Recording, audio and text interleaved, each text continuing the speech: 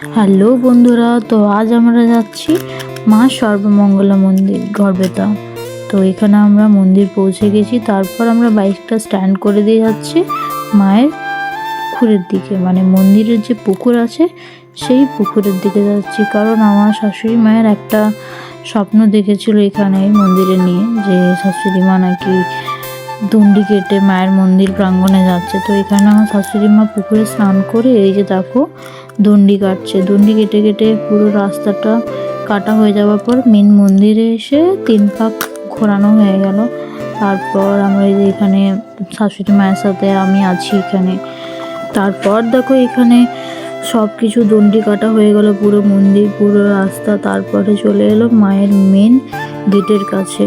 তারপরে যা কিছু আছে মায়ের মনস্কামনা সব এখানে প্রণাম করে মা এখানে সব কিছু বলে নিল। তারপর আমরা পুজো দেওয়ার জন্য এখানে ডালাটা নিয়ে নিলাম। পাশেই দোকান, এখানে পাশেই সব কিছু পাওয়া যায়। খুব জাগ্রত মায়ের মন্দির, এখানে সবাই। তো এখানে ডালা নেওয়া হয়ে গেছে আর আমরা চলে যাচ্ছি মন্দিরের ভেতর দিকে।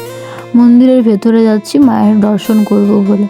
তারপর এখানে মায়ের দর্শনও হয়ে গেছে, ভেতরে পুজোও দিয়ে দিচ্ছি। আর এখানে তো ক্যামেরা চলবে না, তাই জন্য তোমাদেরকে দর্শন করাতে পারলাম না। আমি নিজেই বাইরে থেকে আরতি করে নিলাম। আর এখানে তারপর আমরা চলে এলাম এখানে খাবারের খেতে, মানে প্রসাদ মায়ের। আর এখানে আমরা ভিডিও করতে চাইছিলাম কিন্তু পারলাম না, আমাদের সামনে অনেক মানুষ বসেছিল বলে। তারপর আমরা দেখছি যে পুরো রাউন্ডটা দেওয়া হয়ে গেছে, আমাদেরকে সবার লাস্টে দিয়েছে। আর আমরা ভেবেছিলাম আমাদেরকে ফার্স্টে দেবে, কিন্তু হলো না।